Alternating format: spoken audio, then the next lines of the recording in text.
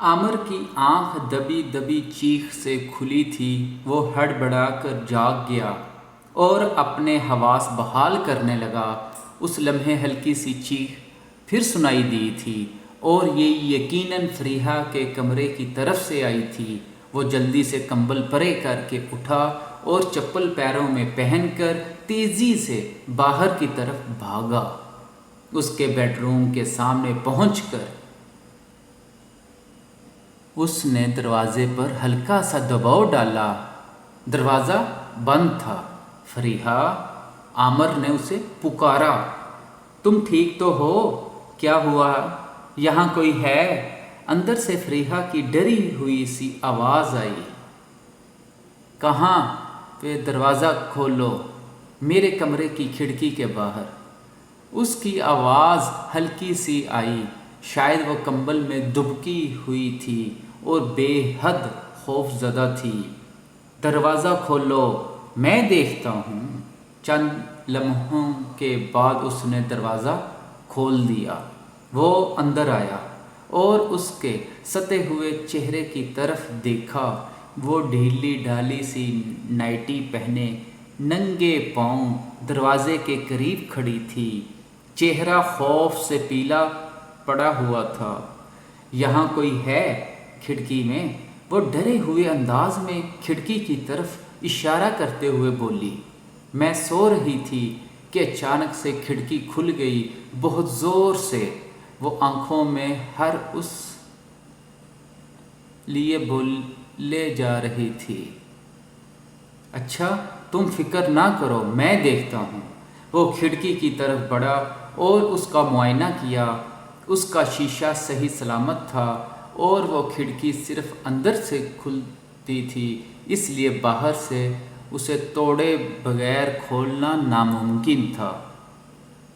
پھر وہ کیسے کھل گئی؟ عامر الجھ گیا۔ تم اسے واقعی بند کر کے سوئی تھی نا؟ اس نے پوچھا۔ ہاں، میری عادت ہے، میں دروازے، کھڑکیاں اور لائٹس آف کر کے سوتی ہوں۔ یہ کسی نے باہر سے کھولا ہے۔ وہ اب بھی زرد چہرہ لیے کمرے کے وسط میں کھڑی تھی۔ مگر رات کو تم نے اپنے کمرے کی لائٹ آف نہیں کی تھی، میں نے دیکھا تھا، وہ بولا۔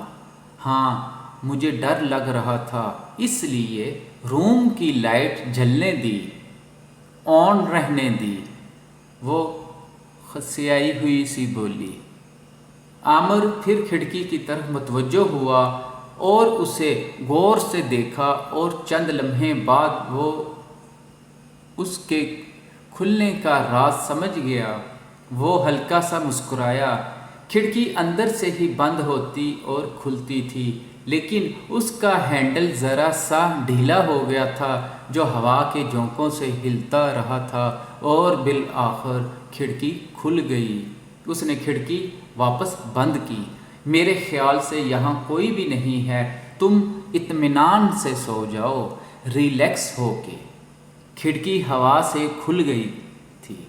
ہوا سے کیسے کھل سکتی ہے؟ وہ بے یقینی سے بولی اور خشک ہونٹوں پہ زبان پھیری۔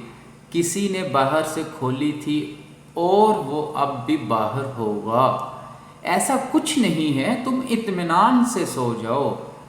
اس کے ساتھ یوں کمرے میں کھڑے رہ کے عامر کو پھر سے بے چینی ہونے لگی۔ وہ باریک سی نائٹی پہنے خوف زدہ سی کھڑی تھی۔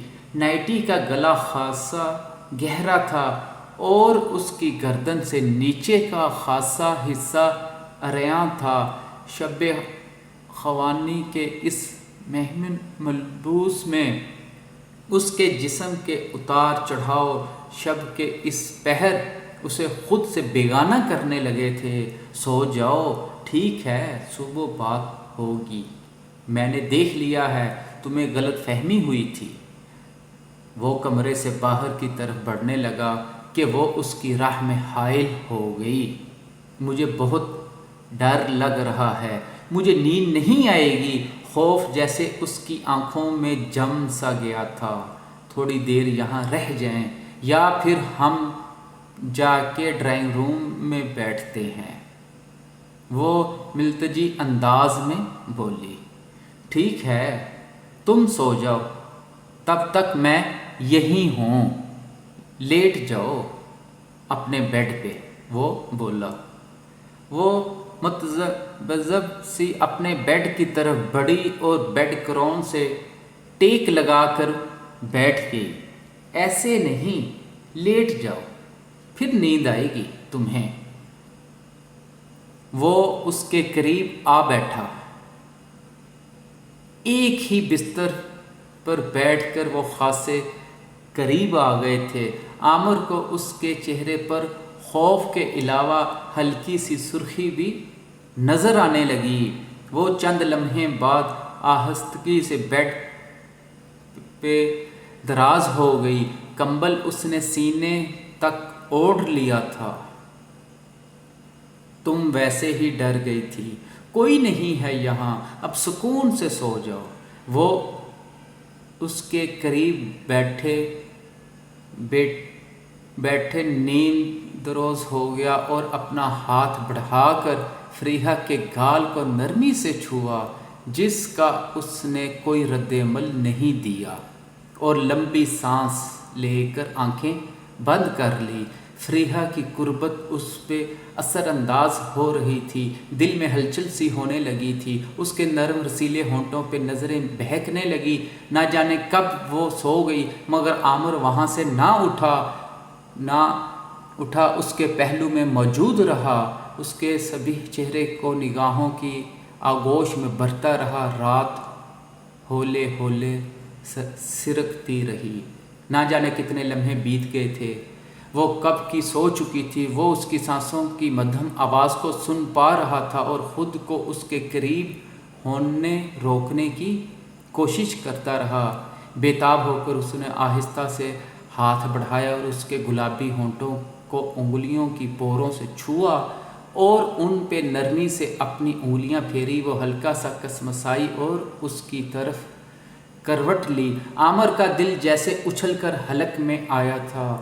کمبل ذرا سا نیچے کو کھسکا، اس کی نائٹی کا گہرا گلا کچھ اور عیاں ہو گیا۔ اس کے اوپری بدن کے موزوں ابھاروں کو کچھ حصہ اس کی نگاہوں کے سامنے آ گیا، یوں جیسے باریک سی نائٹی نے انہیں مزید خود میں سمیٹے رہنے سے انکار کر دیا ہو۔ عامر کی نگاہیں اس کے بدن کی پوشیدہ حصے سے عیاں ہونے والے ایک چھوٹے سے تل کے نشان پہ پڑی۔ اس کی سانسیں جیسے تھمنے لگی اور دھڑکنیں کانوں میں سنائی دینے لگی۔ اس کا دھیان بدن پھول کی طرف شاداب اور روئی کے گالوں کی طرح شگفتہ تھا۔ سردیوں کی اس رات میں بھی عامر کی پیشانی پہ پسینے کی بوندیں ابھر رہی تھی۔ وہ سرکے ہوئے لباس سے اس جوانی کے پیکر کے نشیلے بدن کا ہلکا سا حصہ ہی دیکھ پایا تھا اور بے خود ہونے لگا تھا۔ اگر لباس کچھ اور سرک جاتا تو شاید وہ اپنا ہوش کھو بیٹھتا۔ وہ اٹھا اور تیزی سے کمرے سے باہر نکل آیا۔ اگر وہ کچھ دیر اور بیٹھتا تو ضبط کے بند ٹوٹ جاتے اور وہ خود کو دور نہ رکھ پاتا۔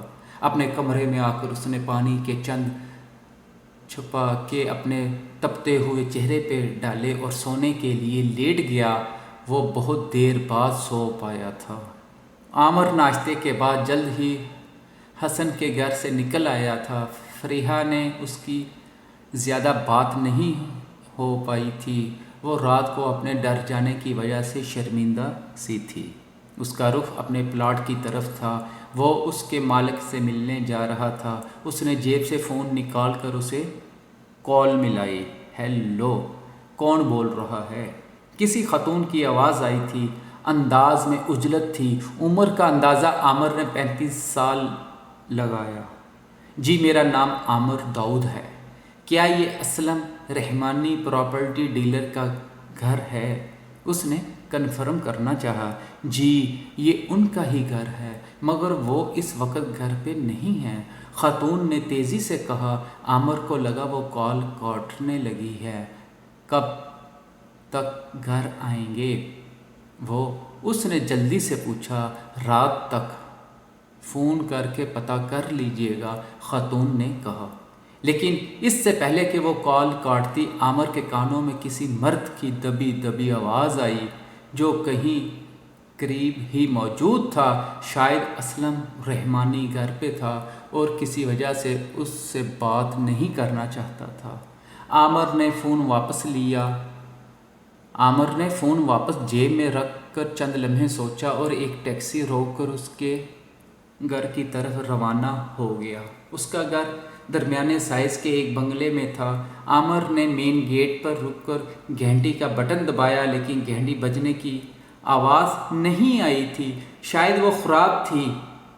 اس نے بڑے سے مین گیٹ پر دستک دی اور سائڈ پر کھڑا ہو گیا۔ کچھ دیر انتظار کرتا رہا لیکن کوئی نہیں آیا تھا۔ اس نے پھر زیادہ شدت سے دستک دی مگر اندر سناٹا چھایا ہوا تھا، جیسے اندر کوئی ذی روح موجود نہ ہو۔ اس نے دروازے پہ ہلکا سا دباؤ ڈالا تو وہ ذرا سا کھل گیا۔ اس نے اندر ہاتھ ڈال کر کنڈی گھرا دی اور گیٹ کھول دیا۔ اندر آ کر اس نے دروازہ بند کیا اور ارد گرد نگاہ دوڑائی۔ لان میں بے حد خوبصورت تھا اور بنگلہ چھوٹا مگر جدید خراش کا تھا۔ وہ لان کو عبور کرتا ہوا اندر کی طرف بڑھا۔ ڈرائنگ روم کوئی نہ تھا مگر ساتھ کے کمرے سے دبی دبی آوازیں آ رہی تھی۔ وہ محتاط قدموں سے اس جانب بڑھا۔ میں نے خود دستک کی آواز سنی ہے سہیل، تم یقین کیوں نہیں کر رہے؟ کیوں؟ دبی دبی سی نسوانی آواز آئی تھی۔ مجھے تو کوئی آواز نہیں آئی، شاید غلط فہمی ہوئی تھی۔ تمہیں جانے من، یہاں آؤ، چھوڑو سب فکر اور اندیشے، اگر کوئی باہر ہوا بھی تو چلا جائے گا، مرد نے بھاری آواز میں کہا۔ عورت نے جواب میں کچھ کہنا چاہا مگر اس کا جملہ عامر کو سنائی نہ دیا۔ عامر نے جھک کر اپنی آنکھ کی ہول سے لگائی اور اندر جھانکا اور اندر کا منظر دیکھ کر اس کا سارا جسم سنا اٹھا۔ ایک جو انسان، مرد اور عورت بیڈ پہ دو جسم ایک جان ہوئے جا رہے تھے۔ اس وقت وہ ایک دوسرے کے سوا ارد گرد کی ہر چیز سے بیگانہ ہو کر جسم کا کھیل رہے تھے۔ عورت کی پشت اس کی طرف تھی اور اس کے گھنے سیاہ بال عقل سے اس کی پردہ پوشی کی ناکام کوشش کر رہے تھے۔ عامر نے مرد کا چہرہ دیکھا جسے اس جوان سال خوبرو عورت نے سہیل کہہ کر پکارا تھا۔ وہ اس کے لیے اجنبی تھا۔ اس کا ہاتھ دروازے پہ دستک کے لیے اٹھا۔